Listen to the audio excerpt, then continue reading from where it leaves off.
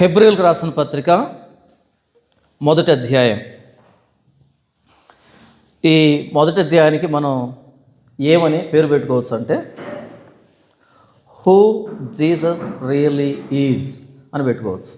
యేసు ప్రభు నిజంగా ఎవరు అంటే ఒపీనియన్స్ మ్యాటర్ కాదు. ఇక్కడ నీ దృష్టిలో యేసు ప్రభుని గురించి ఏమనుకుంటున్నావు, నా దృష్టిలో యేసు ప్రభుని గురించి నేనేమనుకుంటున్నాను, ఒపీనియన్ మ్యాటర్ కాదు. ఇక్కడ నిజంగా క్రీస్తు ఎవరు అనేది ఈ మొదటి అధ్యాయానికి మనం పెట్టుకోవాల్సినటువంటి పేరు. హెబ్రీయులకు రాసిన పత్రిక మీద మనం ఏమని పేరు పెట్టచ్చు? Title don't go back at any cost. Okay, ఏ పరిస్థితుల్లో కూడా వెనక్కి వెళ్ళొద్దు. అది హెబ్రీయులకు రాసిన పత్రిక. ఈ మొదటి అధ్యాయానికి మనం ఏమని పేరు పెట్టుకోవచ్చు అంటే నిజంగా యేసు ప్రభు ఎవరు. ఎందుకు నిజంగా యేసు ప్రభు ఎవరు అనే ప్రశ్న వచ్చింది అంటే ఒపీనియన్స్ డామినెంట్గా ఉన్నాయి కాబట్టి సత్యం కంటే. కాబట్టి ఒపీనియన్స్ క్లియర్ చేస్తూ రియాలిటీ ఏంటో బయటకు తీసుకుని వస్తున్నాడు గ్రంథకర్త. చెప్పాను కదా, ఇంటర్టెస్ట్మెంటల్ టైమ్స్లో వ్రాయబడినటువంటి అపోక్రైఫాలో ఏంజల్స్ని ఎలివేట్ చేస్తూ వ్రాసాడు. బుక్ ఆఫ్ ఎనోష్ అని హనోకు గ్రంథం అంటాం కదా. ఆదికాండ 6వ అధ్యాయం కానీ, లేకపోతే యోధా పత్రిక కానీ, లేకపోతే పేతురు పత్రికలో వాయబడినటువంటి ఈ దేవదూతల గురించిన సందర్భాలన్నీ అక్కడి నుంచి వ్యాఖ్యానిస్తారు చాలామంది. ఈ దేవదూతల గురించి ఎక్కువ మాట్లాడుతుంటారు కదా, వాళ్ళందరూ కూడా బుక్ ఆఫ్ ఎనోష్ నుంచి మాట్లాడుతూ ఉంటారు. అది అపోక్రైఫా. అపోక్రైఫా అంటే నాన్ కెనానికల్ బుక్. అది బైబిల్లో ఇది ఉండకూడదని పక్కన పెట్టినటువంటి పుస్తకం. అది దాన్ని పట్టుకొచ్చి మనకు బోధిస్తుంటారు. దాన్ని అపోస్తులు ఆమోదించలే, పరిశుద్ధాత్మ దేవుడు ఇక్కడ ఉంచలే. దాన్ని తీసుకొచ్చి మనకు చెప్తుంటారు చాలామంది. ఆ బుక్ ఆఫ్ ఎనోష్లో ఏంజల్స్ గురించి చాలా గొప్పగా వ్రాస్తారు, చాలా గొప్పగా వ్రాస్తారు. ఎన్ని రకాల దేవదూతలు ఉంటారు, వాళ్ళు ఏం పని చేస్తారు, వాళ్ళ స్పీడ్ ఏంటి, వాళ్ళ ఆకారం ఏంటి, విపరీతంగా వర్ణించారు దేవదూతల గురించి. బైబిల్లో చెప్పబడలే. అంటే ఆ టైంలో ఆ 400 సంవత్సరాల సైలెన్స్లో ఒపీనియన్స్ డామినెంట్గా తిరిగాయి. దేవుని వాక్యం ఏం చెప్తుంది అనేది పక్కన పెట్టేసి ఎవరికి ఏమనిపిస్తే దాన్ని ఎలివేట్ చేయడం ప్రారంభించారు, దాన్ని గొప్ప చేయడం ప్రారంభించారు. అలా ఏంటంటే యూదుల్లో నుంచి యేసు నమ్మినటువంటి క్రైస్తవులకు ఎదురైన సవాల్ ఏంటంటే, ఫస్ట్ సవాల్ ఏంటంటే దేవదూతల కంటే గొప్పడా యేసు ప్రభు అనేటువంటి సవాల్. దేవదూతల కంటే గొప్పడా అనేటువంటి సవాల్ ఎదురైంది. సో ఇప్పుడు ఆ ఆర్గ్యుమెంట్ని ఆయన ఎలా డిజాల్వ్ చేస్తున్నాడు, నిర్వీర్యం చేస్తున్నాడు అన్నది మనం ఆలోచించాలి. ఎందుకు యేసు ప్రభు దేవదూతల కంటే గొప్పడా అనే ప్రశ్న వచ్చింది అంటే, ఆర్గ్యుమెంట్ వచ్చింది అంటే, యేసు ప్రభు అంత ఏమన్నా 2 పెద్ద రెక్కలు వేసుకొని వెలిగిపోతూ ఆ పరలోకానికి భూమి మీదకి దిగుతూ అలాంటి సీన్ కనిపించలే. ఆయన అతి సాధారణంగా పశువుల తొట్టిలో పరుండు ఉన్నాడు. ఈయన చూసి దేవుడు అంటే నమ్మేదానికి అంత నమ్మశక్యంగా లేదు. అదే దేవదూతలు వాళ్ళు వచ్చిపోయిన ప్రతిసారి వాళ్ళ ఆ ప్రభావం చాలా గొప్పగా ఉండేది. కాబట్టి యేసు ప్రభు దేవదూతల కంటే గొప్పోడా? దేవదూతలు ఎప్పుడు దేవుని సముఖంలో ఉంటారు, ప్రతి సందర్భంలో దేవుని దగ్గరికి వెళ్తారు, సమాచారాన్ని అందిస్తూ ఉంటారు, దేవుని పక్షాన చాలా కార్యాలు జరిగిస్తూ ఉంటారు. యేసు ప్రభు ఏం చేశాడు? పశువుల తొట్టులో పరుండు పెట్టబడ్డాడు, అతి సాధారణమైనటువంటి జీవితాన్ని జీవించాడు. ఆయన సిలువ మీద ప్రాణం పెట్టి సిలువ మీద చచ్చిపోయాడు. ఈయన్ను ఎలా మీరు ఎలివేట్ చేస్తున్నారు, అంత గొప్పగా ఎందుకు మాట్లాడుకుంటున్నారు? అదే దేవదూతలు చూడు, మీరు బుక్ ఆఫ్ ఎనోష్ చూస్తే దేవదూతల హైట్ను వర్ణిస్తాడు. 1 కిలోమీటర్లు 2 కిలోమీటర్లు ఉంటారు వాళ్ళు. ఊహకేముంటుంది. ఇప్పుడు కథలో రాసుకుంటారు కదా, ఒక ఆయన అంట 6 నెలలు తింటాడంట, 6 నెలలు నిద్రపోతారంట. మరి మధ్యలో ఏం చేయట, తినడం నిద్రపోవడు కదా, ఎలివేషన్ అంతే. అలా కూడా ఉంటారా?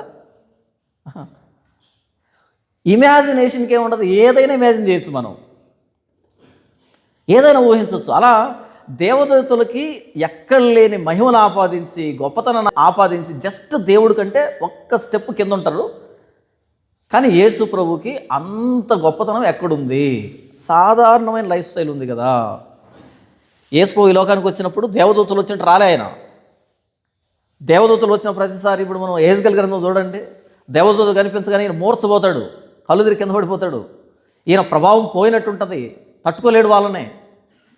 ఆ వెలుగు అసలు ఆ వర్ణ అద్భుతంగా ఉంటుంది కదా. కానీ యేసు ప్రభు ఈ లోకానికి వచ్చినప్పుడు ఏమీ లేదు, అంత చీకటే.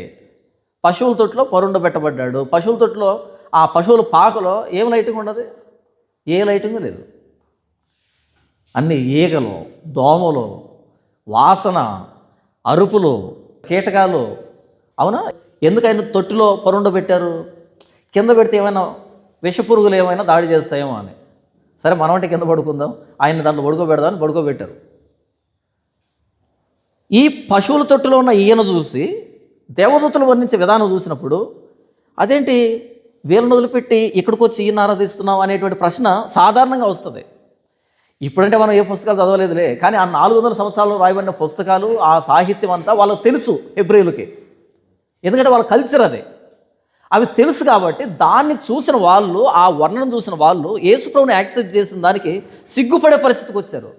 అవును కదా, మేము అక్కడి నుంచి దిగొచ్చామేంటి క్రీస్తు దగ్గరికి, ఈయనకు అంత లేదు కదా అనేటట్టుగా వీళ్ళు లోపల ఇబ్బంది పడుతూ చెప్పుకోలేక, సరే వెళ్ళిపోదాం మరలా ఎక్కడికి, దేవదూతల్ని ఆరాధించే దగ్గరికి, దేవదూతల్ని ఎలివేట్ చేసుకున్న దగ్గరికి, అక్కడికి వెళ్దామనే ఆ కన్ఫ్యూజన్ స్టేట్లో ఇప్పుడు హెబ్రీ గ్రంథకర్త ఏం చేస్తున్నాడంటే యేసు ప్రభు నిజంగా ఎవరు అని వ్రాస్తున్నాడు.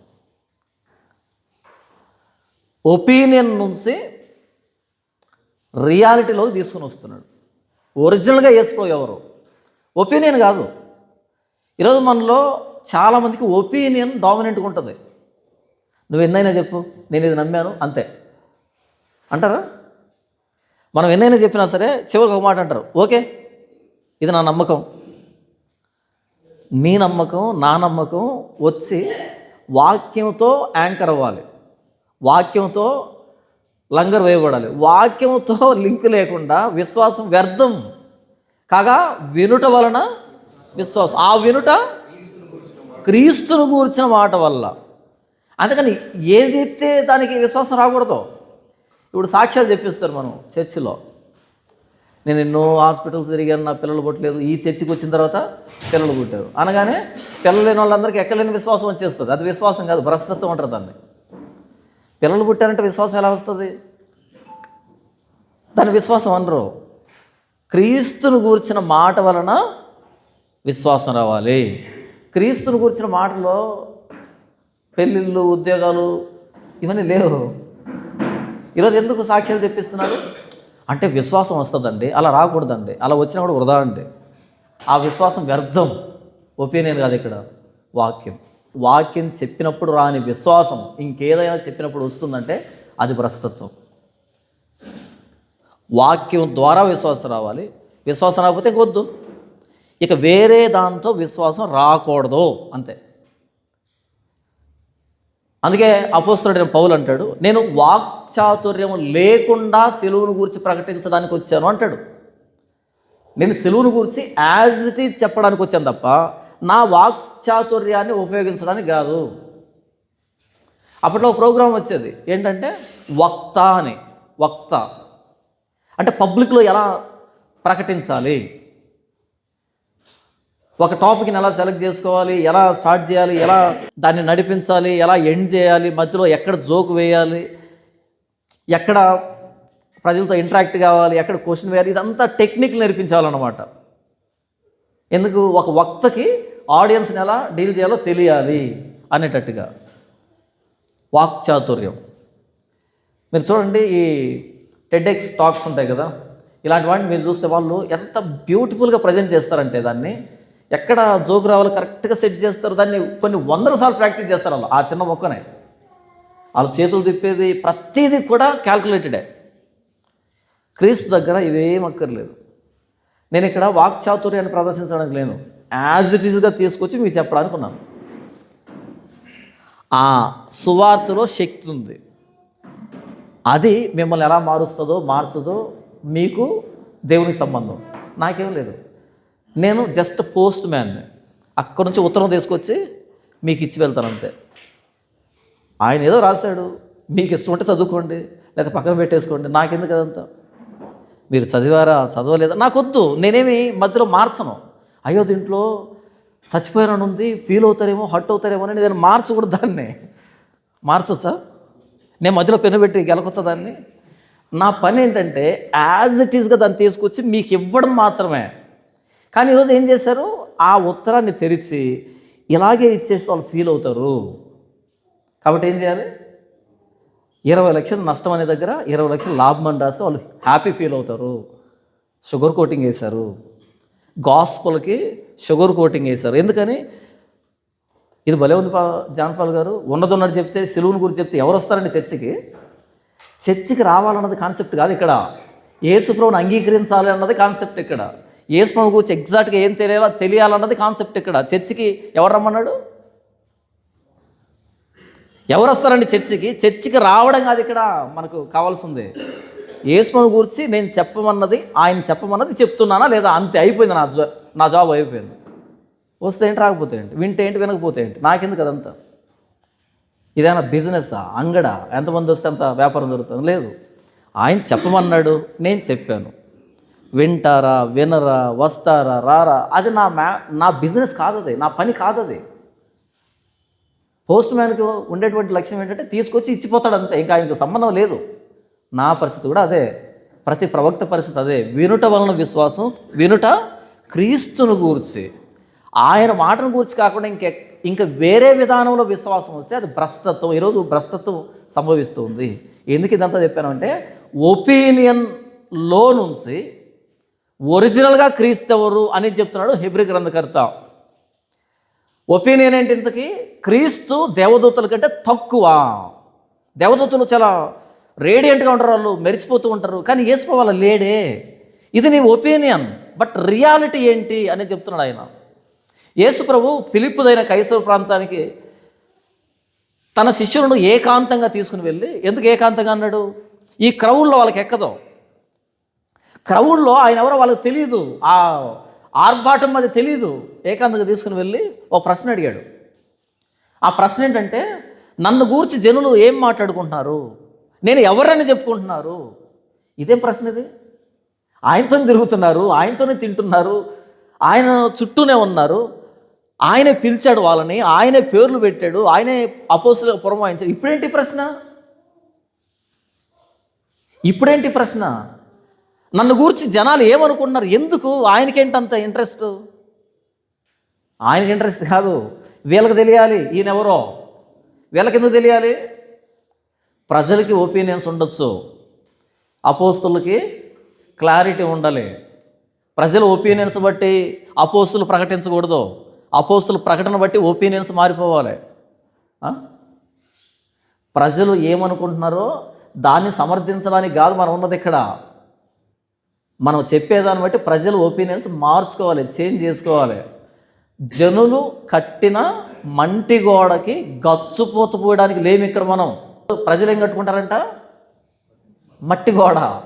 మనం ఏం చేయాలి? అబ్బా ఏం కట్టారంటే అని గచ్చుపోతూ పోయకూడదు దానికి.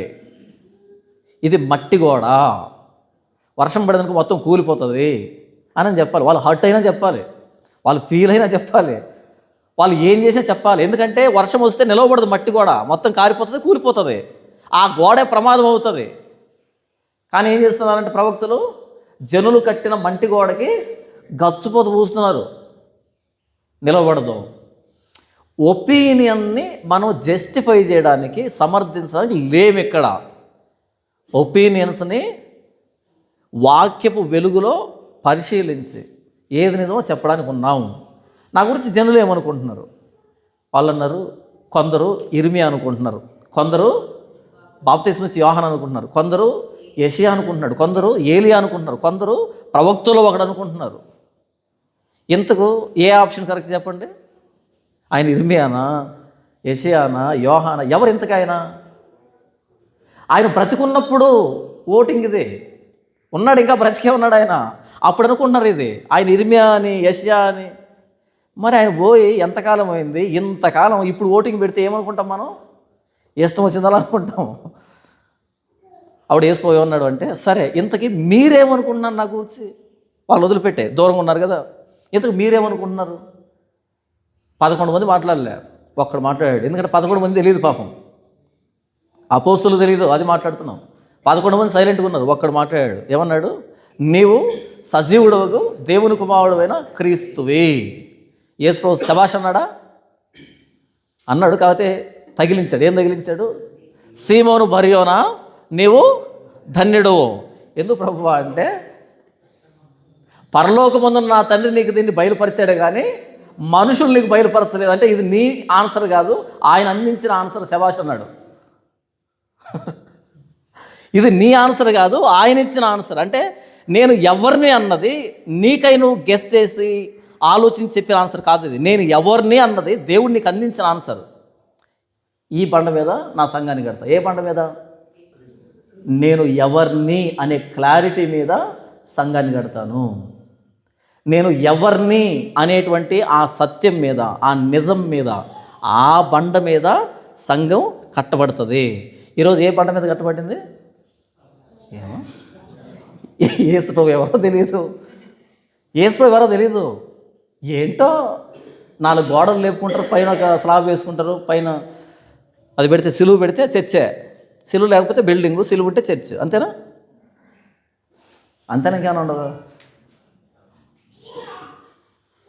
నేను ఎవరిని అనే సత్యం మీద సంఘం కట్టబడాలి. సంఘానికి ఏం తెలియాలి? క్రీస్తు ఎవరో తెలియాలి, మనం నమ్ముకున్నది ఎవరినో తెలియాలి, ఆయన ఎవరో క్లారిటీగా తెలియాలి. ఒపీనియన్స్ కాదు ఇక్కడ, రియాలిటీ. ఆయన ఎవరు అనేది తెలియాలి. వాడే సంఘం, వాడే సంఘ సభ్యుడు. ఈరోజు అడిగి చూడండి, ఒక్కొక్కరు ఒక్కో ఆన్సర్ చెప్తారు. ఏమ్మా ఎందుకు వేసుకొని నమ్ముకున్నామంటే, ఎందుకంటేనండి అప్పుల్లో మేము కూరుకుపోయామండి, లేకపోతే రోగాలతో కూరుకుపోయామండి, ఎక్కడ కలిసి రాలేదు. అవునా? ఇదే ఆన్సరు. యేసుప్రభు ఎవరు నీకు ఇంతకీ అంటే అపోస్తులు చెప్పిన ఆన్సర్ రావాలి, రావట్లేదు. ఎవరి ఒపీనియన్ వాళ్ళకు ఉంది. ఒపీనియన్ మ్యాటర్ కాదు ఇక్కడ, వాక్యం ఏం చెప్పింది. సరే చూద్దాం. హెబ్రీ గ్రంథకర్త ఆ ఒపీనియన్ని, దేవదూతలు అనే ఒపీనియన్ నుంచి క్రీస్తుని ఎలా ప్రజెంట్ చేస్తున్నాడు. హనోకు గ్రంథంలో చెప్పినటువంటి దేవదూతల ప్రస్తావన, వాళ్ళ ఎలివేషన్ని ఎలా దించాడు కిందికి, క్రీస్తుని ఎలా ఎలివేట్ చేశాడు. ఆయన మాటలతో ఎలివేట్ చేయలే, ఆయనగా చెప్పడమే ఎలివేషన్ అంటే. మిగతా వ్యక్తులకు ఎలివేషన్ అంటే ఏంటంటే లేనిపోనివన్నీ చెప్పాలి, కానీ క్రీస్తుకి ఎలివేషన్ ఏంటంటే ఆయన ఎవరో చెప్తే సరిపోతుంది అంతే. ఆయన ఎవరో చెప్పడమే ఆయనకి ఎలివేషన్ అంతే. మన ఒపీనియన్ చెప్పడం స్టార్ట్ చేసామనుకో, క్రీస్తుని దించడమే కిందికి, ఎలా దించుకుంటూ రావడమే. ఆయన ఎవరో ఆయన్ను ఆయనగా చెప్పడమే ఆయన గొప్పతనం. ఆయనలో గొప్పతనం ఉంది. ఆయనకి మనం గొప్పతనం ఆపాదించాల్సిన అక్కర్లే, క్రీస్తుకి మన గొప్పతనం ఆపాదించాల్సిన అక్కర్లే. క్రీస్తుని క్రీస్తుగా చెప్పడమే క్రీస్తుని గణపరచడం. క్రీస్తుకి పొరపాటున మన ఎలివేషన్ ఇచ్చామనుకో, ఆయన దిగుతాడు కిందికి. ఎందుకంటే మనకు ఆయన గురించి తెలియదు కదా. మనకు వచ్చిన చిన్న చిన్న ఉదాహరణతో ఆయన వర్ణించామనుకో, ఆయన దిగుతాడు కిందికి. కాబట్టి క్రీస్తు ఎవరు నిజంగా? మొదటి వచనం చూడండి. పూర్వకాలమందు నానా సమయముల్లోనూ నానా విధములుగాను ప్రవక్తల ద్వారా మన పితరులతో మాట్లాడిన దేవుడు ఈ దినముల అంతమందు కుమారుని ద్వారా మనతో మాట్లాడెను. ఆయన ఆ కుమారుని సమస్తమునకు వారసునిగా నియమించెను. ఆయన ద్వారా ప్రపంచములను నిర్మించెను. ఆయన దేవుని మహిమ యొక్క తేజస్సును, ఆయన తత్వము యొక్క మూర్తివంతమునై ఉండి తన మహత్తు గల మాట చేత సమస్తమును నిర్వహించుచు పాపముల విషయంలో శుద్ధీకరణము తానే చేసి దేవదూతల కంటే ఎంత శ్రేష్టమైన నామం పొందెనో వారికంటే అంత శ్రేష్ఠుడై ఉన్నత లోకమందు మహామహుడుగు దేవుని కుడిపార్శ్వమును కూర్చుండెను. ఆయన వర్ణించిన విధానం మీరు చూస్తున్నారా? పూర్వకాలమందు నానా సమయంలోనూ నానా విధములుగాను ప్రవక్తల ద్వారా మన పితరులతో మాట్లాడిన దేవుడు ఆది కాండం స్టార్ట్ చేశాడు. దేవుడు బిగినింగ్ నుంచి మానవ జాతితో మాట్లాడుతూనే ఉన్నాడు. రకరకాల విధానాలు ఎంచుకున్నాడు ఆయన. కళల ద్వారా మాట్లాడాడు, దర్శనాల ద్వారా మాట్లాడాడు, ప్రవక్తల ద్వారా మాట్లాడాడు, పరిస్థితుల ద్వారా మాట్లాడాడు, అద్భుతాల ద్వారా మాట్లాడాడు, రకరకాలుగా మాట్లాడాడు ఆయన. ఇవన్నీ లెటర్స్ అనుకుంటే, పరలోకం నుంచి వచ్చినప్పుడు లెటర్స్ కానీ ఫోన్ కాల్స్ కానీ అనుకుంటే కాసేపు, అంటే ఒకసారి లెటర్ పంపించాడు, ఒకసారి ఫోన్ కాల్ వచ్చింది, ఒకసారి మెసేజ్ వచ్చింది, ఒకసారి ఏమంటారు టెలిగ్రామ్ వచ్చింది, ఏదో మొత్తానికి అలాంటివి అనుకుంటే, అయితే మనకు వచ్చిన భాగ్యం ఏంటి తెలుసా? లెటర్ రాస్తున్నాడే ఇంతకాలం, ఏదేం తోట నుంచి మలాకి దాకా లెటర్ రాస్తున్నాడే, ఫోన్ చేస్తున్నాడే, మెసేజ్ ఇస్తున్నాడే, మనకు ఆయన ఎదురుకొచ్చి నిలబడ్డాడు. లెటర్లో ఆయన గురించి ఎక్కువ అర్థమవుతుందా? ఆయన ఎదురుకొచ్చినప్పుడు ఎక్కువ అర్థమవుతుందా? లెటర్లు చదువుకున్న వాళ్ళే ఆయనలో నమ్మకంగా బతికితే, రియల్గా ఆయన చూసిన మనం మాత్రం మరలా వెనక్కి వెళ్తున్నాం లెటర్ దగ్గరికి. అదే ఆయన చెప్తున్నది. ఏదేం తోటి నుంచి ఆయన రకరకాలుగా నానా విధాలుగా నానా సమయాల్లో మాట్లాడాడు, రకరకాలుగా మాట్లాడాడు. ఆయన ఎందులో కూడా ఆయన ఒరిజినల్గా రాలే, డిఫరెంట్ మెథడ్స్ వాడాడు తప్ప ఆయన రాలే.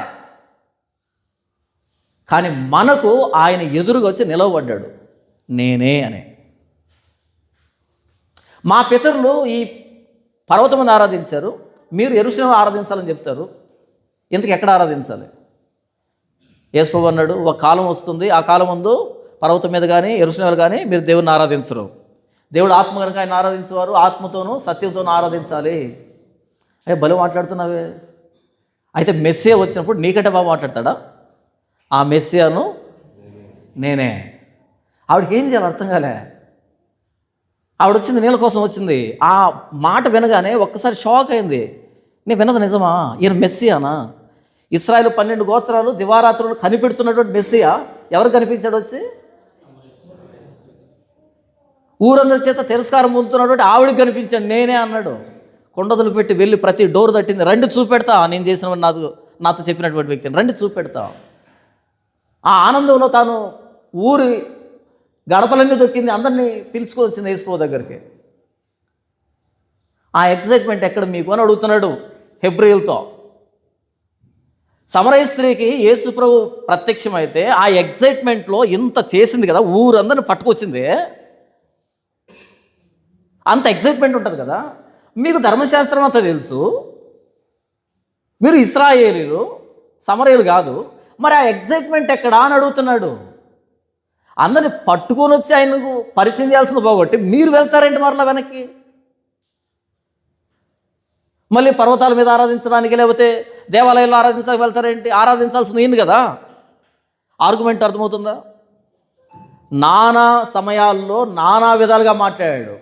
అయితే ఈ దినముల అంతమందు తన కుమారుని ద్వారా మనతో మాట్లాడాడు. డైరెక్ట్గా కుమారుడు వచ్చాడు. కుమారుడు అన్నది రిలేషన్ కాదు, టైటిల్. అర్థమైందా? కుమారుడు అన్నది రిలేషన్ కాదు, టైటిల్, పేరు. మన వాళ్ళు చాలామంది తెలియదు, కుమారుడు అంటే కొడుకు, ఆయన తండ్రి, ఈయన కొడుకు. రిలేషన్ కాదు ఇది. ఏంటిది? టైటిల్, పేరు. కుమారుడుగా వచ్చిన క్రీస్తు, కుమారుడుగా వచ్చిన దేవుడు. Equal in essence. Okay, equal, coexist, coeternal. తక్కువ లేదు, ఎక్కువ లేదు. Coequal, coexist, coeternal, equal in essence. ఆయన తండ్రి అయిన కుమారుడు కాదు, తండ్రి అయిన దేవుడు, కుమారుడైన దేవుడు. టైటిల్స్ ఇవే, రిలేషన్ కాదు. చెప్తాం తర్వాత. ఈ దినముల అంతమందు కుమారుని ద్వారా మనతో మాట్లాడెను. అంతకాలం లెటర్లు, ఫోన్లు చేస్తున్న ఆయన నేరుగా వచ్చి నిలబడ్డాడు చరిత్రలో. ఈయన్ను చూసి ఈయన దగ్గరకు వచ్చిన మనం మరలా ఎందుకు ఫోన్ కాల్ని ఎక్స్పెక్ట్ చేస్తున్నాం డైరెక్ట్గా మాట్లాడుతుంటే? మరలా ఎందుకు లెటర్ కోసం ఎదురు చూస్తున్నాం? డైరెక్ట్గా మాట్లాడుతున్నాడు కదా.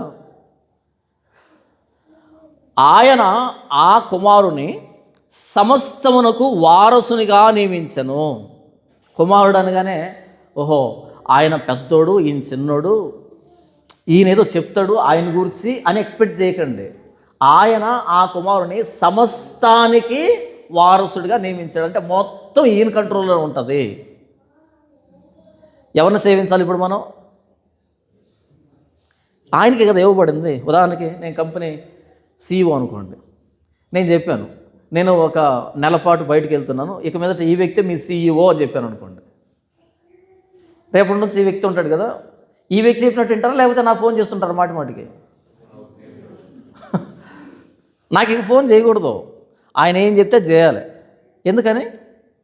నేను CEO అని చెప్పాను, ఇక నాతో సంబంధం లేదు, మీకు నాకు మీరు ఫోన్ చేయకూడదు, ప్రతిదానికి ఆయన ఆర్డర్నే తీసుకోవాలి, ఆయనకి లోబడాలి, ప్రతిదీ ఆయనే.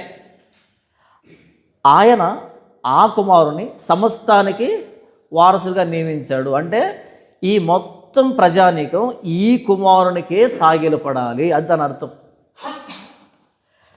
కానీ మీరెవరు సాగిలపడుతున్నారు? దేవదూతల దగ్గరికి వెళ్తున్నారు. దేవుడే ఆయన్ను సమస్తానికి వారసుగా నియమిస్తే దేవుడికి చెందాల్సిన ప్రతి దాని మీద ఈయనే అధికారి అయితే వారసుడు అంటే ఏమని? ఆయనకు సంబంధించిన ప్రతి దాని మీద అధిపతి ఈయనే. ఇప్పుడు ప్రతిదీ ఈయనకే చెందుతుంది. అది ఆరాధన ఈయనకే చెందాలి, ప్రార్థన ఈయనకే చెందాలి, స్తోత్రం ఈయనకే చెందాలి, ప్రతి మహిమ ఘనత అన్నీ ఈయనకే చెందాలి. అది వారసత్వం అంటే. ఈ మధ్య కొంతమంది వచ్చారు, అలా కాదండి, యేసుక్రీస్తు ద్వారా దేవుణ్ణి ఆరాధించాలంట. అంటే ఏంటి అని అడిగాను. అనుమానం కదా. యేసు ద్వారా ఎవరిని ఆరాధించాలంట? తండ్రిని ఆరాధన. ఎలాగంటే చివరిలో ఏమన్నారంటే, ఈ ప్రార్థన యేసుక్రీస్తు నామములో మీకు సమర్పిస్తున్నావు తండ్రి అంటే అప్పుడు ఆయనకి వెళ్తుందంట, త్రూ అడ్రస్ అంట. అది కాదు మీనింగు. క్రీస్తుని ఆరాధిస్తే తండ్రిని ఆరాధించినట్టు, అది దాని అర్థం. ఆ పేరు మెన్షన్ చేస్తే ఓహో అడ్రస్ కరెక్ట్గా, అడ్రస్ కాదు అది, రిలేషన్, అది ఎక్స్పీరియన్స్. అది యేసు ప్రభు అనే పేరు అడ్రస్ కాదు. యేసు ప్రభు అనే ఆయనతో మనకున్న రిలేషనే దేవునితో మనకున్న రిలేషన్.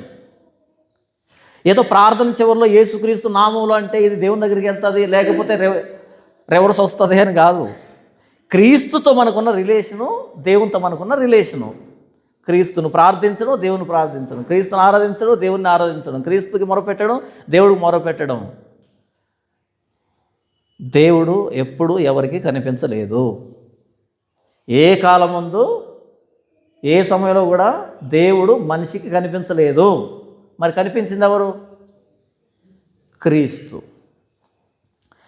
దేవుణ్ణి ఎవరు ఎప్పుడు చూడలే, కాగా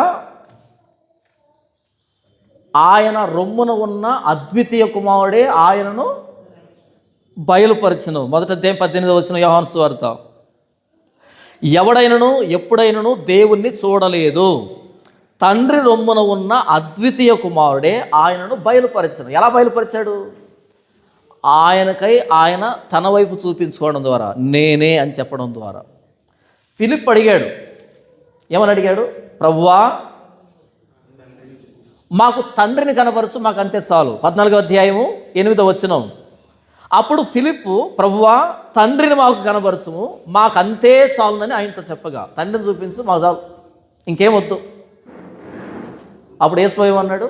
ఓహో తండ్రినా, ఇదిగో అని చెప్పాలి. ఆయన ఏమన్నాడు చూడండి, నేను ఇంతకాలము, 9వ వచనం చూడండి. యేసు ఫిలిప్పు, నేను ఇంతకాలము మీ యొద్ద ఉండినను నీవు నన్ను ఎరుగవా? అడిగిన ప్రశ్న ఏంటి, చెప్పిన సమాధానం ఏంటి? మాకు తండ్రిని చూపించని ఆయన అంటే మాకు అంతే చాలంటే, ఇంతకాలం నీతోనే ఉన్నాను, మీతోనే ఉన్నాను, నన్ను ఎరుగవా? నన్ను ఎరుగవా? ఆయన్ను ఎరగడమే తండ్రిని ఎరగడం. చూడండి, నన్ను చూచిన వాడు తండ్రిని చూచి ఉన్నాడు కనుక తండ్రిని మాకు కనబరుచుమని ఏలా చెప్తున్నావు? ఇంతకాలం నేనుంటే మరలా తండ్రిని సపరేట్గా చూపించమంటావేంటి? నన్ను చూసావు కదా, తండ్రిని చూసేసావు.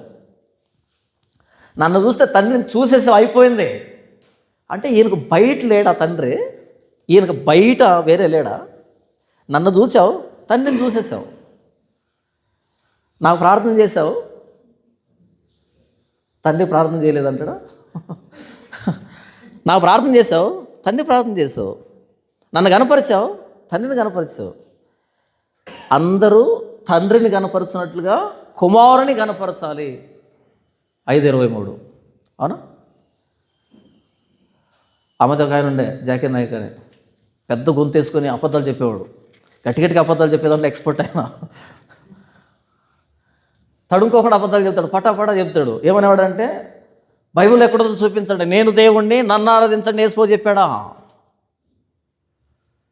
5వ అధ్యాయం 23వ వచనం యోహాను సువార్త. తండ్రిని కనపరచున్నట్లుగా అందరూ కుమారుని కనపరచవలనని. తండ్రిని కనపరచాలి అంటే కుమారుని కనపరచాలి. దాని అర్థం ఏంటి? నేను దేవుణ్ణి కాదు, నన్ను ఆరాధించొద్దు అని అర్థం. దాని అర్థం ఏంటది? నన్ను చూసిన వాడు తండ్రిని చూశాడని దాని అర్థం ఏంటి? నేను దేవుణ్ణి కాదనా? నేను ఇంతకాలం మీతో ఉంటే ఇంకా తండ్రిని చూపించంటావేంటి, ఇంకా నన్ను ఎరుగవా అంటే నేను దేవుణ్ణి కాదు, నన్ను ఆరాధించొద్దనా? యేసు ప్రభు ఎవరు అంటే వారసుడు. తండ్రికి సంబంధించిన ప్రతిదీ ఆయనకు చెందింది. అది ఏదైనా సరే ఆయన చెందింది. ఆయన కుమారుని సమస్తమునకు వారసునిగా నియమించను.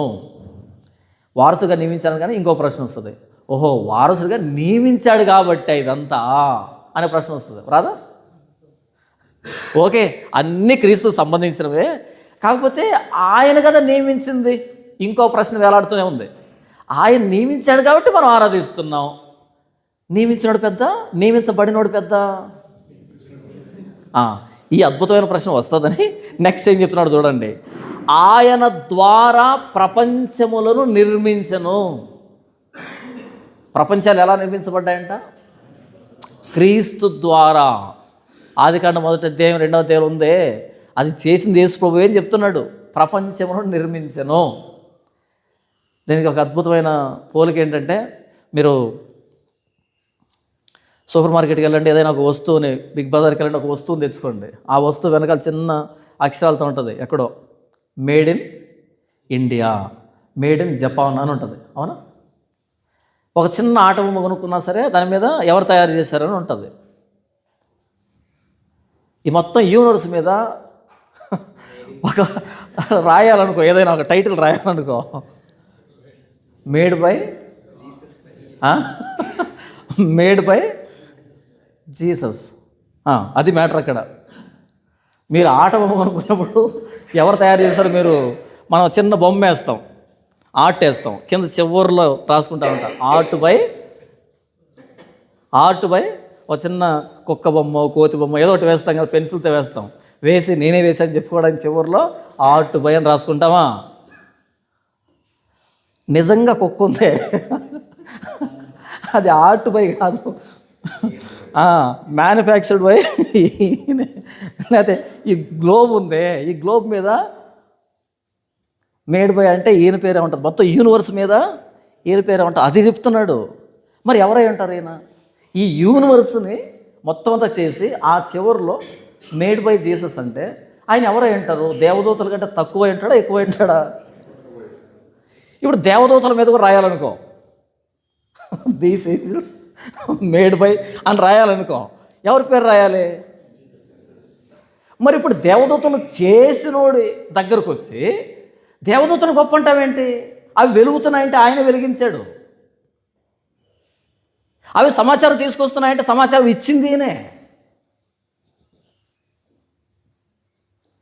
మనం అప్పుడప్పుడు మూవీస్లో హీరో పెద్ద బిజినెస్ మ్యాన్ లేకపోతే పెద్ద గ్యాంగ్స్టర్ ఏదో అయింటాడు, పెద్దోడు అయింటాడు అనమాట. అయితే ఆ ఏరియాలో ఒక ఆకురావుడి ఉంటాడు. ఒకరోజు ఈ పెద్ద ఏమంటారు ఈ వ్యక్తి ఉంటాడు కదా, మారు వేషంలో ఆ ప్రాంతానికి వస్తాడు. వీడు ఆయన చూడగానే అలా నమస్కారం పెడతాడు, అన్నా అనగానే మాట్లాడదు సైలెంట్ అనేటట్టుగా ఈయన ఏదో మేనేజ్ చేస్తాడు, అంటే చెప్పొద్దు అనేటట్టుగా. వీడేమో పెద్ద పెద్ద బోర్మేసాలు పెట్టుకొని పెద్ద కంటలు వేసుకొని ఉంటాడు, ఆయనేమో మామూలుగా ఉంటాడు, ఇలా అలా సైగ చేస్తాడు అనమాట. ఇప్పుడు చెప్పు ఎవరు పెద్ద అక్కడ? ఆ మారు వచ్చాడు కదా, ఆయన ఎక్కువ నిజంగానే పెద్దోడా లేకపోతే ఈయన పెద్దోడా? ఈయన పెద్దోడు కదా, కాకపోతే మారు వేషంలో వచ్చాడు. మిగతా వాళ్ళు ఆయన గుర్తుపట్టలేకపోవచ్చు, బట్ ఈ వ్యక్తికి తెలుసు. కానీ మనం థర్డ్ పర్సన్గా వీళ్ళిద్దరిని చూసి ఆయనది ఏమంటుంది, ఈయన కదా నిజమైన బలవంతుడు అని అనుకుంటే పొరపాటు. ఈయన అడిగితే చెప్తాడు ఈయన గురించి, ఒరే స్వామి నాకు ఇచ్చిందే ఆయన అని. మీరు దేవదూతలను ఎలివేట్ చేసుకుంటున్నారు కనిపించే దాన్ని బట్టి. రియాలిటీకి దేవదూతలను తయారు చేసింది ఈయనే. తనను తాను తగ్గించుకొని వచ్చాడు ఈ భూమి మీదకి, తనను తాను తగ్గించుకొని వచ్చాడు. ఆ దేవదూతలు ప్రత్యక్షమైనప్పుడే యెహెజ్కేలు కింద పడిపోయాడు, దానియేలు మంచం పట్టాడు, యోహాను చచ్చిన వారి వల్లే పడిపోయాడు. కానీ వాటిని చేసినోడు వస్తే మీ పరిస్థితి ఏంటి చెప్పు? యేసు ప్రభు కనిపించాడు యోహాను సువార్తలో, దర్శన రీతిగా యోహాను చచ్చిన వాని వలె ఆయన పాదాల మీద పడ్డాడు. దర్శన రీతిగా కనబడితేనే చచ్చిన వాని వలె అయిపోతే, రియల్గా ఆయన అలాగే వస్తే పరిస్థితి ఏంటి? ఎవడు మిగులుతాడు? కాబట్టి తనను తాను రిక్తుడుగా చేసుకుని వచ్చాడే తప్ప ఆయన ఒరిజినల్ అది కాదు అని చెప్తున్నాడు గ్రంథకర్త. ఈ దినముల అంతమందు కుమారుని ద్వారా మనతో మాట్లాడాను. ఆయన ఆ కుమారుని సమస్తమునకు వారసునిగా నియమించెను. ఆయన ద్వారా ప్రపంచములను నిర్మించెను. ఆయన దేవుని మహిమ యొక్క తేజస్సు. దేవుని మహిమ యొక్క తేజస్సు. ఇక్కడి నుంచి మనం సూర్యుడి దగ్గరికి వెళ్ళి సూర్యుడిని ఎక్స్పీరియన్స్ కావాలనుకో, పాసిబుల్ అవుతుందా? సూర్యుడి దగ్గరికి వెళ్ళి సూర్యుని తగలాలి, ఎలాగుంటాడు ఆయన అని అనిపించింది అనుకో, అవుతుందా? కొంచెం మన అట్మాస్ఫియర్ దాటేటప్పటికి అక్కడి నుంచి కింది కారుతాం. రియల్గా సూర్యుడు అలా ఉంటాడు, అక్కడికి పోనక్కర్లే, కొంచెం పోగానే కారిపోతాం కిందికి. కానీ సూర్యుని ఎలా ఎక్స్పీరియన్స్ అవ్వాలి? జస్ట్ ఈ రూమ్ నుంచి బయటికి వెళ్ళి నిలబడితే సూర్యుని మనం ఎక్స్పీరియన్స్ కావచ్చు. ఓకే, ఆ వెలుగు, ఆ వేడి, ఆ రేసు అదంతా వస్తున్నది ఎక్కడి నుంచి? సూర్యుడి నుంచే. సూర్యుని దగ్గరికి పోలేం మనం, కానీ సూర్యుని మనం ఎక్స్పీరియన్స్ కావచ్చు, అవుతున్నాం. ఆ బయటికి వెళ్తే ఎక్స్పీరియన్స్ అవ్వచ్చు. అదే మాట్లాడుతున్నాడు చూడండి. ఆయన దేవుని మహిమ యొక్క తేజస్సు. దేవుని మహిమ యొక్క తేజస్సు. దేవుడు అంటే సూర్యుడు అనుకుంటే ఆ లైట్ యేసు ప్రభువు. నువ్వు అక్కడికి వెళ్ళి తగిలి నిర్ధారణ చేసుకోవాల్సిన అక్కర్లే, జస్ట్ క్రీస్తు దగ్గరికి వచ్చేసే నువ్వు దేవుణ్ణి ఎక్స్పీరియన్స్ అవుతావు. ఆ ఎండలో నిలబడితే సూర్యుని ఎలా ఎక్స్పీరియన్స్ అవుతున్నావో, సూర్యుడి దగ్గర నుంచి ఈ రేస్ వస్తున్నాయి, సూర్యులో ఉన్న ప్రతి బెనిఫిట్ ఈ రేసులో ఉన్నాయి. కాబట్టి ఎలా ఎక్స్పీరియన్స్ అవుతున్నావో, యేసు దగ్గరికి రావడం అంటే ఆ దేవుణ్ణి ఎక్స్పీరియన్స్ కావడం. ఆయన దేవుని మహిమ యొక్క తేజస్సును, ఆయన తత్వము యొక్క మూర్తిమంతం, ఎంబాడిమెంట్. దేవుడికి శరీరాన్ని తొడిగితే ఆయన పేరు యేసు ప్రభు. దేవుడు ఆత్మ కనుక ఆయన ఆరాధించేవారు ఆత్మతోనూ సత్యంతోనూ ఆరాధించాలి, ఇది లేఖనం. దేవుడు ఆత్మ అంటే ఏంటండి, ఎలా అర్థం చేసుకోవాలండి అనంటే, మనకు అర్థమయ్యే భాష ఏంటి? ఒక శరీరాన్ని తొడిగేసామనుకో మనకు అర్థమవుతాడు. ఇప్పుడు ఆ ఆత్మ అయిన దేవుడికి శరీరాన్ని తొడుగుదాం మనకు అర్థం కావడానికి. అలా తొడిగినప్పుడు కనిపించే రూపం పేరు యేసు ప్రభువు. యేసు ప్రభు ఎవరు అంటే, మనం ఎక్స్పీరియన్స్ కావడానికి అనుకూలంగా వచ్చిన దేవుడు, మన మధ్య తిరిగిన దేవుడు. దేవుని ప్రేమని మనం ఎలా ఎక్స్పీరియన్స్ అవుతాం? దేవుని ప్రేమను ఎలా ఎక్స్పీరియన్స్ కావాలి? ఏదో ఒక ఊహల్లో ప్రేమ అనేది ఇమాజిన్ చేసుకోవాలన్నా? పర్సనల్ ఎక్స్పీరియన్స్ కాలేమా? అవ్వచ్చు. ఆయన పేరు క్రీస్తు. ఆ ప్రేమ ఎలా ఎక్స్పీరియన్స్ చూడండి, అక్కడ ఎక్స్పీరియన్స్ అవుతాము. ఆయన తత్వం యొక్క మూర్తివంతమునై ఉండి తన మహత్తు గల మాట చేత సమస్తమును నిర్వహించుచు మొత్తం యూనివర్స్ని రన్ చేస్తున్నది. ఎవరి మాట అంట? తన మహత్తు గల మాట. క్రీస్తు మాటను బట్టి ప్రపంచాలు నడుస్తున్నాయి, రన్ అవుతున్నాయి. తరువాత నిర్వహించుచు, ఇంత గొప్ప దేవుడు, ఇంత మనకు సమీపించాలని తేజస్సులో ఇంత యూనివర్స్ని మెయింటైన్ చేస్తున్న దేవుడు అంట, పాపముల విషయంలో, పాపం అనే ప్రస్తావన వచ్చినప్పుడు పాపముల విషయంలో శుద్ధీకరణము తానే చేసి, ఆ తానే అన్న దగ్గర తన్ను తాను రిక్తుడిగా చేసుకోవాల్సి వచ్చింది. అక్కడికి వస్తున్నాడు. ఆయన ఎక్కడ ప్రారంభించాడు? పరలోకం గురించి స్టార్ట్ చేశాడు చెప్పడం. ఆయన గురించి చెప్పడం స్టార్ట్ చేసి, ఎందుకు ఆయన దేవదూతల కంటే తక్కువగా కనిపించాడు అంటే, పాపముల విషయంలో శుద్ధీకరణ దేవదూతలకు ఇవ్వకుండా తానే చేయాలనుకున్నాడు. కాబట్టి తాను రిక్తుడిగా మారాల్సి వచ్చింది. అది పాయింట్ అక్కడ. పాపముల విషయంలో శుద్ధీకరణ తానే చేసి, ఎందుకు తానే చేయాలి? ఎందుకు తానే చేయాలి? అది ప్రేమ. ఉదాహరణకి మీరు ఐఏఎస్ ఆఫీసర్, అలా మీ బిడ్డను చేయబట్టుకొని వెళ్తూ ఉన్నారు. వాడు అలా ఇలా ఆడుకుంటూ అనుకోకుండా ఒక 10 అడుగులు గట్టర్లో అలా పడిపోయాడు, నల్లగా గట్టరు. మీరేమో ఇన్సర్ట్ చేసుకొని, ఎవరు కలెక్టర్ కదా, ఐఏఎస్ ఆఫీసర్ కదా, డిగ్నిటీగా ఉన్నారన్నమాట. ఆడు కింద పడిపోయాడు, గట్టర్లో పడిపోయాడు, నల్లగా మురికిలో పడిపోయాడు. పడిపోగానే ఇమ్మీడియట్గా మీరు ఇలా చూసి ఇలా వచ్చి అని పిలుస్తారా అసిస్టెంట్ని? చెప్పండి. పిలుస్తారు? రారు, వస్తారు కదా. సెక్యూరిటీ కమాన్ అని అంటారా? అని అంటే మీకు అవార్డు ఇచ్చేసేయాలి, వేస్ట్ ఫాదర్ అని, వరస్ట్ ఫాదర్ అని. అంతేనా? నీకు మించిన వరస్ట్ ఫాదర్ ఇంకొకటి లేడు. అలా అనకూడదు, సెక్యూరిటీ దిగకూడదు.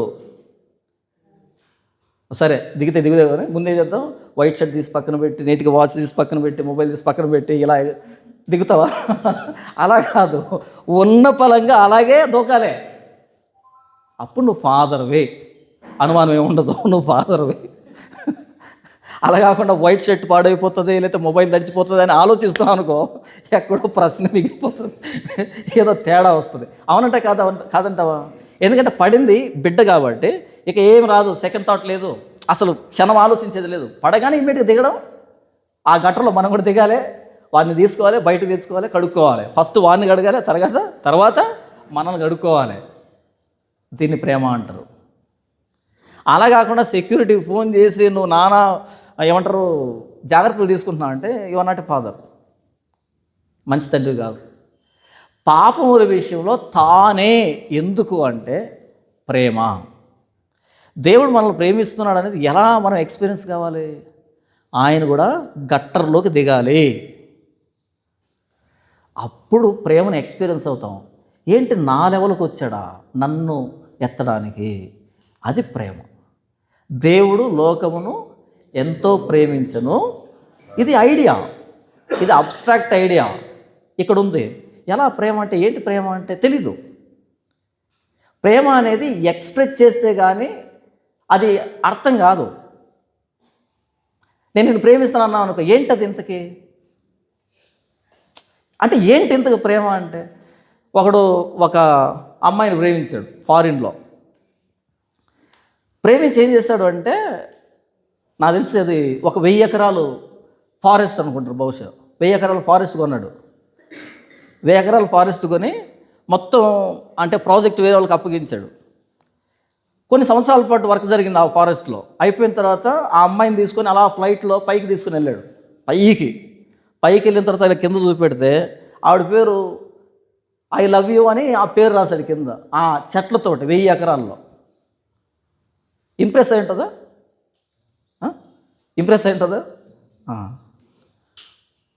ఇప్పుడు అది వాడు చూపించకపోతే వాడు ప్రేమ ఎంత అన్నది తెలియదు, మనకు కూడా తెలియదు. అవునా కదా? వాడు ఏం చేశాడు? జస్ట్ ఏదో మెసేజ్ పెట్టలే ఐ లవ్ యూ అని. ఏం చేశాడు? 1000 ఎకరాలు తీసుకున్నాడు, మొత్తం చెట్లన్నీ నరికించాడు, ఆ పేరు లవ్ గుర్తు వేసి ఆవిడ పేరు రాసి ఫ్లైట్లో తీసుకుని వెళ్ళి చూపెడితే అప్పుడు అర్థమైంది, ఓహో ఇంత చేశాడా అని. జస్ట్ టు ప్రపోజ్, అంతే. ప్రపోజ్ చేయడానికి ఇదంతా. ఇక వాడితో బాగుంటుంది అతను పెళ్లి చేసుకొని, ఇంక వాడితో కాబట్టి ఇంకెవరితో బాగుంటుంది? ప్రపోజ్. దేవుడు లోకమును ఎంతో ప్రేమించను కాగా తన అద్వితీయ కుమారునిగా పుట్టిన వాని యందు విశ్వాసం ఉంచి ప్రతివాడు నశింపక నిత్యం పొందినట్లు ఆయనను అనుగ్రహించెను. ఇచ్చేశాడు. ఎందుకు ఇచ్చేశాడు? చంపుకోండి అని, బలిచ్చుకోండి అని పంపించాడు. శిలువ మీద ఆయన ఎందుకు చనిపోయాడు అంటే అది దేవుని ప్రేమ మనకు ఎక్స్ప్రెస్ చేశాడు. దేవుడు ప్రపోజ్ చేశాడు, ఎంత ప్రేమిస్తున్నా మిమ్మల్ని నేను అని. ఆ దేవుని ప్రేమను ఎక్స్ప్రెస్ చేసేదాన్ని క్రీస్తు తీసుకున్నాడు. ఓకే, నేను ఎక్స్ప్రెస్ అవుతాను. ఓకే, ఆ ప్రేమని నేను ఎంబోడిమెంట్, నేను బాడీ తీసుకొని నా బాడీలో నుంచి వచ్చే రక్తాన్ని బట్టి, గాయాలను బట్టి, ఆ శ్రమను బట్టి నేను ఎక్స్ప్రెస్ చేస్తాను. అది అక్కడ పాపముల విషయంలో తానే శుద్ధీకరణం చేసి అందుకయ్యాడు ఆయన రిక్తుడుగా. ఒకవేళ ఆయన అది కనుక తాను తీసుకోకుండా ఒక దేవదూతకి ఇచ్చుంటే ఆ ప్రోగ్రామ్ని, ఆ పనిని, ఈయన ఆ పైనున్న క్వాలిటీస్లో ఉండి ఆయన దిగాల్సిన అక్కర్లేదు. అయితే ఇందులో ప్రేమ ఉంది. పాపముల విషయంలో తానే శుద్ధీకరణం చేసి దేవదూతల కంటే ఎంత శ్రేష్టమైన నామం పొందినో వారికంటే అంత శ్రేష్ఠుడై తన్ను తానే రిక్తుడిగా చేసుకున్నాడా. కాబట్టి ఆయన భూమి మీద కానీ పరలోకం మీద కానీ ప్రతి వాని మోకాలు యేసుక్రీస్తునాలు వంగునట్లు, ప్రతి వాని నాలుక ఆయన్ను ప్రభువుని ఒప్పుకున్నట్లు, ప్రతి నామం కంటే హెచ్చైనటువంటి నామం ఆయనకు అనుగ్రహించబడిందని ఫిలిప్పీలో రాయబడుతుంది. ఆయన తన మహిమను వదిలిపెట్టి భూమి మీదకి వచ్చాడు, రిక్తుడిగా చేసుకున్నాడు. ఆయన పునరుద్ధరణుడు కావడం ద్వారా ప్రతి వ్యక్తి తనని ఆరాధించేట్టుగా, తన నామంలో మోకరించేటట్టుగా మరలా ఎగ్జాల్ట్ అయ్యాడు ఆయన. అది మాట్లాడుతున్నాడు. కానీ మీరు ఎంతసేపు పశువుల తొట్టులోనే యేసుప్రభుని, సెలువు మీద ప్రాణం పెట్టిన యేసుప్రభుని, మనలాంటి స్వరూపంలో యేసుప్రభుని ఇమాజిన్ చేసుకున్నారు. కాదు, ఆయన అది జస్ట్ ఒక స్టేజ్ మాత్రమే. ముందు ఆయన దేవుడే, తర్వాత ఆయన దేవుడే. ఆ మధ్యలో ఉన్నటువంటి స్టేజ్ని కంపేర్ చేస్తున్నారు దేవదూతలతో. తర్వాత చూడండి, ఉన్నత లోకమందు మహామహుడకు దేవుని కుడిపార్శ్వమును కూర్చుండే. కుడిపార్శ్వం అంటే ఏమిటి? కుడిపార్శ్వం అంటే అదేముందండి, కుడిపక్క అంతేనా? ఆయన ఆత్మ అయితే కుడేంటి ఎడమేంటి? ఆయన ఆత్మ అయినప్పుడు కుడేంటి ఎడమేంటి? మొన్న యేసుప్రభు దేవుడా కాదా అంటూ మాట్లాడుతున్నప్పుడు మన డబ్ల్యూసీ కిరణ్ పాల్ ఒక మాట చెప్పాడు, మీరు కొన్ని కొట్టుకోకండి. యేసుప్రభు ఎవరంటే దేవునిలోని ఒక అంశ అంట. నాకు అనిపించింది, ఒరే నువ్వు ఏం మాట్లాడతావు ఎందుకు? దేవుళ్ళ అంశ ఏంటి? ఆయన ఆత్మ. ఆత్మలో అంశ ఏముంటుంది? ఇప్పుడు నాలో ఒక అంశం అనుకో, నాకు చాలా భాగాలు ఉన్నాయి, నేను శరీరంలో ఉన్నా, నాకు చాలా అవయవాలు ఉన్నాయి, చెప్పచ్చు. ఆయన ఆత్మ అయితే ఆత్మల అంశం ఏంట్రా ఇంతకి? ఏదో మాట్లాడదాం, లోన వెళ్ళిపోదాం, అలా ఏం అంశాలు ఉండవు. ఆయన ఆత్మ అంతే. మళ్ళీ ఆయన సపరేట్ చేసి ఆయన ఒక అంశ ఇదంతా చెప్పొద్దు. అంశ అయితే పెద్దడవుతా చిన్నడు అవుతాడా అనుకుందాం. ఆయన అంశ అనుకుందాం. పెద్దడవుతా చిన్నడు అవుతాడా? చిన్నడు అవుతాడు. అంటే వేసుకో చిన్నదేవుడే కదా. అంటే నువ్వు ఎలివేట్ చేసావా లేకపోతే తగ్గించావా? కుడి పార్శ్వమందు అంటే కుడి ఎడమ అని కాదు అర్థం, ఈక్వల్ అని అర్థం. కుడి పార్శ్వమందు మనకి పదం పదే పదే కనపడుతుంది. ఆయన కుడి పార్శ్వమందు, లేకపోతే కుడి పక్కన ఆయన రొమ్మున ఆనుకొని ఉన్నాడు. రొమ్మున అంటే పక్కన, ఆయన సైడ్ అని. కుడి పార్శ్వం, కుడి అంటే ఈక్వల్ అని అర్థం, ఈక్వల్. అంతేగాని లెఫ్ట్ రైట్ అని కాదు. ఆత్మకి లెఫ్ట్ రైట్ ఉండవు, ఆత్మకి అవయవాలు ఉండవు, ఆత్మకి అంశాలు ఉండవు. కుడి పార్శ్వం ఉందంటే యేసుప్రభు మరలా ఆ కండిషన్కి వెళ్ళిపోయాడు, ఆ స్టేట్కి వెళ్ళిపోయాడు. తండ్రి, లోకం పుట్టక మునుపు నీ యొద్ద నాకు ఏ మహిమ ఉండెనో ఆ మహిమతో ఇప్పుడు నన్ను గణపరచంటాడు యేసుప్రభు సిలువకు వెళ్ళే ముందు. అక్కడికి వెళ్ళాడు, రీచ్ అయ్యాడు. ఇప్పుడు చెప్పండి, దేవదూతలు పెద్ద లేకపోతే యేసుప్రభు పెద్ద అని అడుగుతాడు హెబ్రీ గ్రంథకర్త. ఇదంతా ఆయన గురించి చెప్పి ఇప్పుడు దేవదూతల గురించి కంప్లీట్ ఆర్గ్యుమెంట్. ఆ ఆర్గ్యుమెంట్కి పాత నిబంధనలో ఉన్నటువంటి వచనాలను తీసుకొని ఆయన సపోర్ట్ చేసుకుంటూ మాట్లాడుతున్నాడు. చూడండి 5వ వచనం, ఏలయనగా నీవు నా కుమారుడవు, నేను నేడు నిన్ను కని ఉన్నాను అనియు, ఇదియుగాక నేను ఆయనకు తండ్రినై ఉండును, ఆయన నాకు కుమారుడై ఉండును అనియు ఆ దూతలలో ఎవనితోనైనను ఎప్పుడైనను చెప్పెనా. ఇక్కడ కుమారుడైన టైటిల్ వాడుతున్నాడు. దేవదూతల్ని పలు సందర్భాల్లో దేవుడు భూమి మీద పంపించాడు, చాలా కార్యాలు జరిగాయి. కానీ ఏ కాంటెక్స్ట్లోనైనా దేవదూతలనైనా కుమారుడు అని అన్నాడా? చెప్పండి, అన్నాడా? ఇంకొకసారి ఆలోచించి చెప్పండి, సెకండ్ ఛాన్స్ ఇస్తాను. అన్నాడా? మళ్ళీ గ్రేస్ ఛాన్స్ ఇస్తున్నాను, మూడోసారి చెప్పండి, అన్నాడా ఎక్కడైనా? అన్నాడనే వాళ్ళు చేతులు ఎత్తండి. ఎక్కడన్నాడు? అవును, ఎక్కడన్నాడు? అటు ఎక్కడన్నాడు చెప్పండి. ఎంతమంది చెప్పారు ఇక్కడ? యోబు గ్రంథం 1వ అధ్యాయం చూడండి 6వ వచనం, దేవదూతలు యెహోవా సన్నిధిని నిలుచుటకై వచ్చిన దినం ఒకటి తటస్థించెను. దేవదూతలు అనే దగ్గర ఒకట నంబర్ ఉందా? ఏమనుంది అక్కడ? దేవుని కుమారులు అన్నాడు కదా. మరి హెబ్రీ గ్రంథకర్త ఏమంటున్నాడు? నీవు నా కుమారుడువు, నేను నేడు నిన్ను కని ఉన్నాను అనియు, ఇదిగాక నేను ఆయనకు తండ్రినై ఉండును, ఆయన నాకు కుమారుడై ఉండును అని ఆ దూతల్లో ఎవరితోనైనా ఎప్పుడైనా చెప్పానా అని అంటున్నాడు. చెప్పాడా చెప్పలేదా? చెప్పాడు. చూసారా బైబిల్లో తప్పులు ఉన్నాయి. చెప్పండి ఇప్పుడు ఏం చేద్దాం దీన్ని? దేవుని కుమారులని చెప్పాడు, మరలా దేవుని కుమారులని అనలేదని చెప్పాడు. ఇంతకీ ఏంటి, ఏం మాట్లాడుతున్నాడు? ఇప్పుడు మరలా వద్దాం ఎక్కడికి? యోహాను సువార్త 3:16 ఏముంది అక్కడ? దేవుడు లోకమును ఎంతో ప్రేమించును కాగా తన కుమారునిగా పుట్టిన వాని యందు అనుందా, లేకపోతే అద్వితీయ కుమారునిగా పుట్టిన వాని యందు అనుందా? అద్వితీయ, ద్వితీయ, ఇలాంటోడు ఇంకొకడు లేడు, అలాంటి కుమారుడు. ఓకే, దేవదూత లాంటి కుమారులు ఉన్నారా? బోల్డ్ ఎంతమంది? ఓకే, దేవదూత లాంటి కుమారులు ఉన్నారా? ఉన్నారు, బోల్డ్ ఎంతమంది. కానీ అద్వితీయ కుమారుడు, ఓన్లీ బిగాటెన్ సన్, ఓన్లీ అంటే ఆ రిలేషన్ ఏంటి ఇంతకీ అంటే మనకు తెలీదు. కుమారుడు ఎవరో తండ్రి గాక, తండ్రి ఎవరో కుమారుడు గాక ఇంకెవరికి తెలియదు అన్నాడు యేసు ప్రభు 11వ మత్తయి సువార్తలో. అన్నాడా? చూస్తారా 11వ మత్తయి సువార్త 27 సమస్తమును నా తండ్రి చేత నాకు అప్పగించబడి ఉన్నది, తండ్రి గాక ఎవడును కుమారుని ఎరుగడు, కుమారుడు గాకను కుమారుడు ఎవనికి ఆయన బయలుపరచ ఉద్దేశించినో వాడు గాకను మరి ఎవడును తండ్రిని ఎరుగడు. అంటే ఆ రిలేషన్ అన్నది మనకు తెలియదు.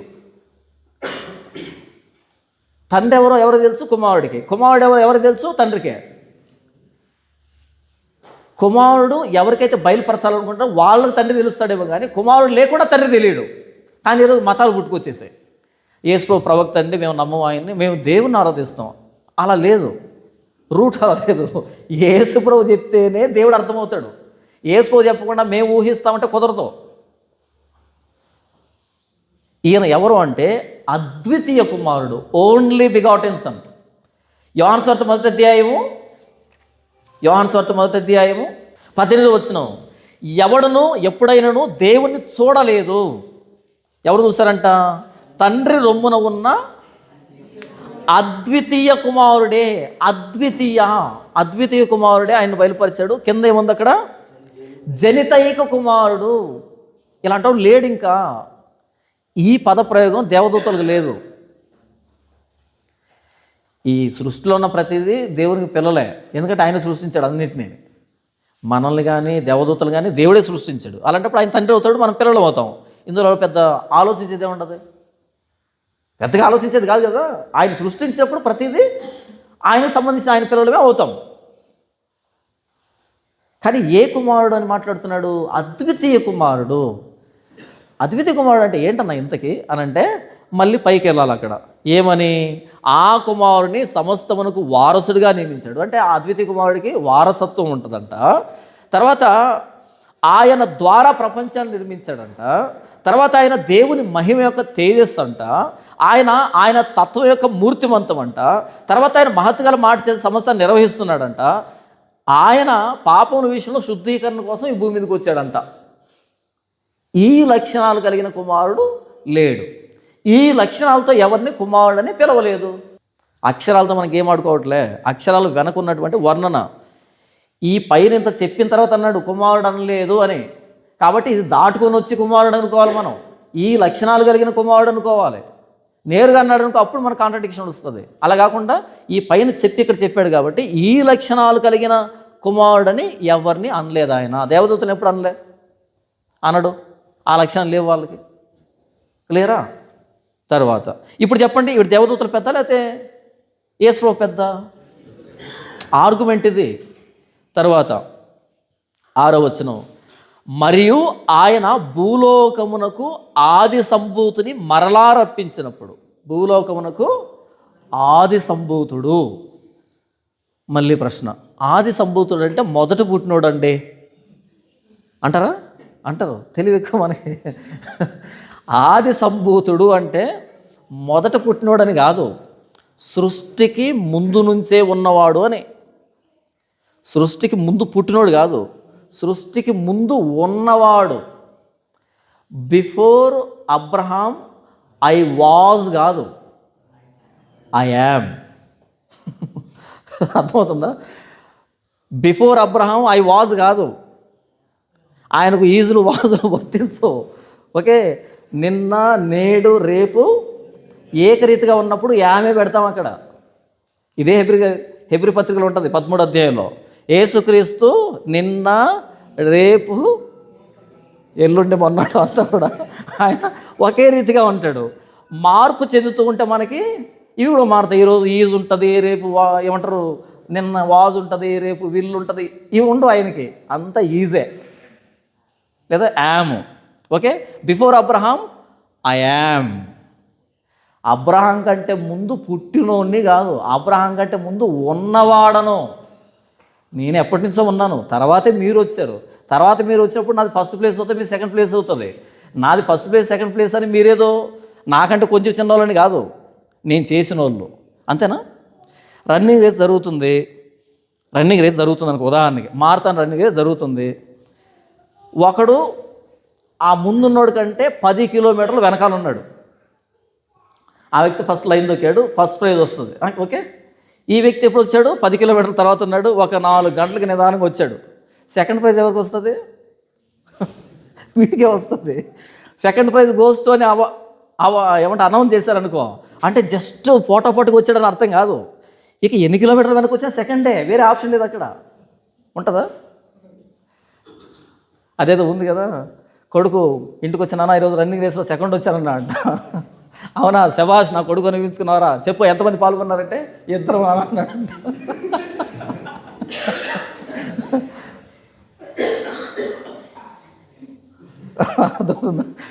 శభాష్, నా కొడుకు అనిపించుకున్నావు. ఇంతకు ఎంతమందిరా? ఎంతమంది? 2. సెకండేనా? ఇంక సెకండే, వేరే ఆప్షన్ లేదు అక్కడ. అలాగే యేసు ప్రభు ఉన్నాడు ఆయన, తర్వాత మనం వచ్చాము. ప్లేస్ సెకండే, మనది సెకండ్ అని. ఆయన మనకంటే ముందు ఉన్నాడని, ముందు పుట్టాడని అర్థం కాదు, ఆయన చేశాడని. ఆల్రెడీ పైన చెప్పాడు కదా, ఆయన ద్వారా ప్రపంచాలు నిర్మించాడని. నిర్మించినోడు, నిర్మించబడిన మనం ఈక్వల్ ఎలా అవుతాం? అసలు పోటీనే లేదు కదా ఇక్కడ, పోటీనే లేదు. ఆ సెకండ్ ర్యాంక్ వచ్చినోడికైనా పోటీ ఉంది, అక్కడ మనకు లేదు పోటీ ఇక్కడ. కాకపోతే పదం దొరకలే, ఇంకెలా వర్ణించాలో తెలియదు. కాబట్టి ఆది సంభూతుడు అనే పదప్రయోగం జరిగింది తప్ప పదం దొరక్క అంతే. ఎగ్జాక్ట్గా యేసు ఎవరంటే సృష్టికి ముందు ఉన్నవాడు, ఐ యామ్. అబ్రహాం కంటే ముందు ఉన్నవాడిని. మరియు ఆయన భూలోకమునకు ఆది సంభూతిని మరలా రప్పించినప్పుడు దేవుని దూతలందరూ ఆయనకు నమస్కారం చేయవలని చెప్పుచున్నాడు. ఆది సంభూతుడు మరలా వచ్చినప్పుడు 2వ రాకడలో దేవదూతలు ఏం చేయాలంట? ఆయనకి నమస్కారం చేయాలంట. అంటే వీళ్ళు ఆరాధన చేస్తే యేసు ప్రభు ఆరాధనని స్వీకరిస్తాడు. కానీ మీరేం చేస్తున్నారు? ఆరాధనకు పాత్రుని వదిలిపెట్టి ఆరాధన చేసే దూతల దగ్గరికి వెళ్తున్నారు. వాళ్ళు ఎంత పెద్దోళ్ళు అయితే ఎవరికి కావాలి? ఆరాధన చేశారు ఎంత పెద్దోళ్ళు అయితే ఎవరికి కావాలి? అదే యేసు ప్రభు పుట్టినప్పుడు ఆ కొండల మీద గొర్రెలు మేపుకుంటుంటే వాళ్ళు రాత్రిపూట కాచుకుంటూ ఉంటే దేవదూత ప్రత్యక్షమై, నేడు రక్షకుడు మీ కొరకు దావీదు పట్టణంలో పుట్టాడు, మీరు వెళ్ళి చూడండి అని చెప్పగానే వెంటనే పరలోక సైన్య సమూహం కనపడుతుంది. వాళ్ళకి ఏం చేస్తుంటారు? వాళ్ళు దేవుని ఆరాధిస్తూ ఉంటారు వాళ్ళు. అది ఒరిజినల్గా యేసు ప్రభు స్థితి. కానీ ఎక్కడున్నాడు ఆయన? పశువుల మధ్యలో ఉన్నాడు. అది కాదు ఒరిజినల్, ఇది ఒరిజినల్. పరలోక సైన్య సమూహం అంతా దేవుని ఆరాధిస్తుండగా ఇది ఒరిజినల్. ఈయన ఇప్పుడు మీకు పశువులతో పడుకొని ఉన్నాడు, అది అక్కడ మీనింగ్. ఆ పశువులతో ఉన్నది ఎవరో కాదు, ఇదిగో మేము ఆరాధిస్తున్నామే, ఆయన మీ మధ్యకి వచ్చాడు, మీరు ఆరాధించండి వెళ్ళి. కానీ ఎవరో పుస్తకాలు రాస్తే, దేవదూతలు ఎలివేట్ చేస్తే, వాళ్ళతో యేసుప్రభుని కంపేర్ చేసి యేసుప్రభుని తక్కువగా మాట్లాడుతున్నారేంటి? యేసుప్రభుని వదిలిపెట్టి అక్కడికి వెళ్తున్నారేంటి? అది ఆర్గ్యుమెంట్ ఆయన చేస్తున్నది. 7వ వచనం చూడండి. తన దూతలను వాయువులుగాను తన సేవకులను అగ్నిజ్వాలలుగాను చేసుకునేవాడు అని తన దూతలను గురించి చెప్పుచున్నాడు. కానీ తన కుమారుని గురించి అయితే దూతలను ఎలా మార్చుకున్నట్టు 110 కీర్తనలు ఉంటుంది. ఇది దూతల గురించి ఏం మాట్లాడుతున్నాడు? వాయువులుగాను అగ్నిజ్వాలలుగాను. ఎందుకని? సేవ చేయడానికి. సేవకులు గొప్పోళ్ళ, యజమాని గొప్పోడా? యజమాని గొప్పోడు, క్రీస్తు యజమాని. దేవదూతలు సేవకులు. మీరు సేవకులను ఆరాధించాలని వెళ్తున్నారు, యజమాని వదిలిపెట్టేశారు. 8వ వచనం చూడండి. తన కుమారుని గూర్చి అయితే, దేవా నీ సింహాసనం నిరంతరం నిలుచున్నది, నీ రాజదండం న్యాయార్థమైనది, నీవు నీతిని ప్రేమించితివి, దుర్నీతిని ద్వేషించితివి, అందుచేత దేవుడు నీ తోడి వారందరికంటే నిన్ను హెచ్చించినట్లుగా ఆనంద తైలముతో అభిషేకించను. ఇది దావీదు పట్టాభిషేకానికి సంబంధించినటువంటి ఆ రాజును కూర్చున్నటువంటి గీతంలో వ్రాయబడినటువంటిది. ఇది దూతలను అయితే సేవకులు అన్నాడంట, కానీ క్రీస్తుని గురించి అయితే దేవా అని సంబోధించాడంట. దూతలను ఏమని సంబోధించాడు? సేవకులను సంబోధించాడు. వాళ్ళు వాయువులు కావచ్చు, అగ్నిజ్వాలలు కావచ్చు. అగ్నిజ్వాలలు మనం యెషయా గ్రంథం 6వ అధ్యాయంలో శరాపులు అంటే ఫైర్ ఏంజల్స్ అంటారు. మండిపోతుంటారు, వాళ్ళు అగ్ని రూపంలో మండిపోతుంటారు. అది ఫైర్ ఏంజల్స్ అంటే. ఆ మండిపోతున్న దూతలు కూడా ఎవరిని ఆరాధించారంట? వారు సైన్యములకు అధిపతి యెహోవా పరిశుద్ధుడు పరిశుద్ధుడు పరిశుద్ధుడని మానక గాన ప్రతిగానాలు చేస్తున్నారా? యోహాను సువార్త 12వ అధ్యాయంలో ఆ ఆరాధించబడిన యెహోవా ఎవరు కాదు, యేసుప్రభు అంటాడు యోహాను. ఆ యెహోవా యేసుప్రభు అంటాడు 12వ అధ్యాయం యోహాను సువార్తలో. ఇప్పుడు చెప్పు, అగ్ని రూపంలో మండిపోతున్నటువంటి ఆ శరాపులు గొప్పోళ్ళ, వాళ్ళు తమ రెక్కల్ని మూసిపెట్టుకొని కళ్ళగడ్డం పెట్టుకొని పరిశుద్ధుడు పరిశుద్ధుడని గాన ప్రతిగానాలు చేస్తున్న ఆయన గొప్పోడా? ఆయన గొప్పోడు. ఆయన దేవుడు, ఈయన సేవకులు ఏ రూపంలో ఉన్నా సరే సేవకులే. మీరు ఎవరు రాసిన పుస్తకాన్ని పట్టుకొని దేవదూతలను ఆరాధించడానికి వెళ్తున్నారు. యేసు ప్రభు దేవుడు, వీళ్ళు సేవకులు అని చెప్తున్నాడు.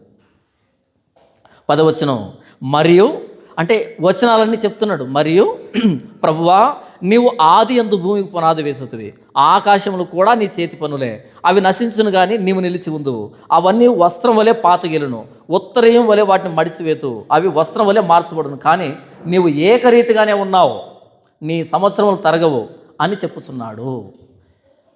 ఇది కీర్తన గ్రంథంలో ఉండేటువంటి విషయం. ఇది ఈ మొత్తం సృష్టి అంతా ఆయన తీసివేస్తాడు, అంతర్ధానం చేసేస్తాడు, కానీ నీవు ఏకరీతిగానే ఉన్నావు. ఇదే వచ్చిన మనకి 13వ అధ్యాయం హెబ్రీయులకు రాసిన పత్రిక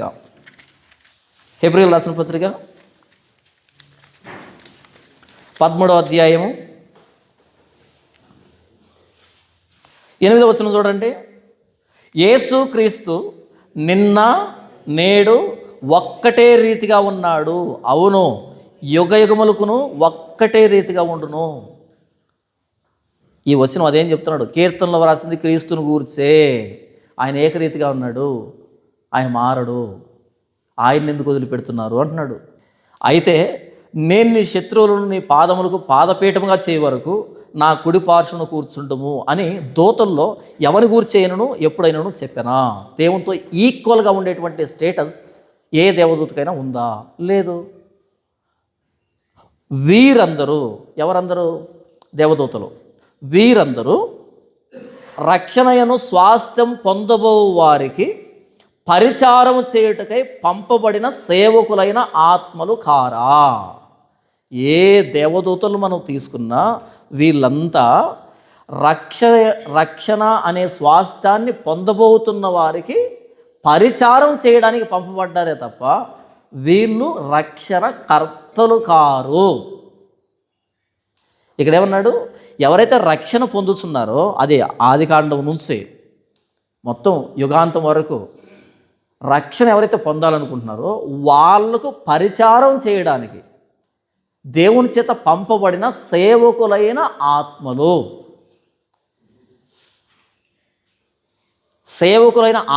వీళ్ళు ఎవరికి సేవ చేయడానికి? రక్షణ పొందుతున్న వారికి సేవ చేయడానికి. మరి క్రీస్తు ఎవరు? 12వ అధ్యాయం 1వ వచనం నుంచి, ఇంత గొప్ప సాక్షి సమూహం మేఘం వలె మనల్ని ఆవరించి ఉన్నందున మనము కూడా ప్రతి భారమును సులువుగా చిక్కులు పెట్టు పాపమును విడిచిపెట్టి విశ్వాసమునకు కర్త దాన్ని కొనసాగించేవాడైన యేసు వైపు చూచుచు. మనకెవరు కావాలి? విశ్వాసులకి సేవ చేసే పరిచారకులు కావాలన్నా, విశ్వాసానికి కర్త దాన్ని కొనసాగించేవాడు కావాలన్నా?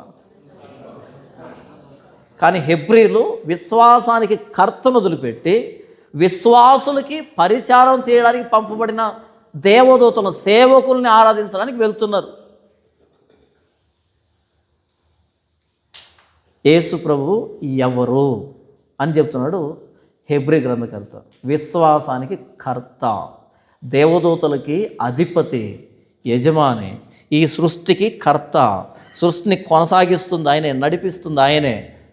అలాంటి ఆయన పాపముల విషయంలో శుద్ధీకరణ కోసం రిక్తుడు కావలసి వచ్చింది. పాపముల విషయంలో శుద్ధీకరణ తానే చేసి, ఈ తానే చేసి అనేది 2వ అధ్యాయం మధ్యాహ్నం మాట్లాడుకుందాం.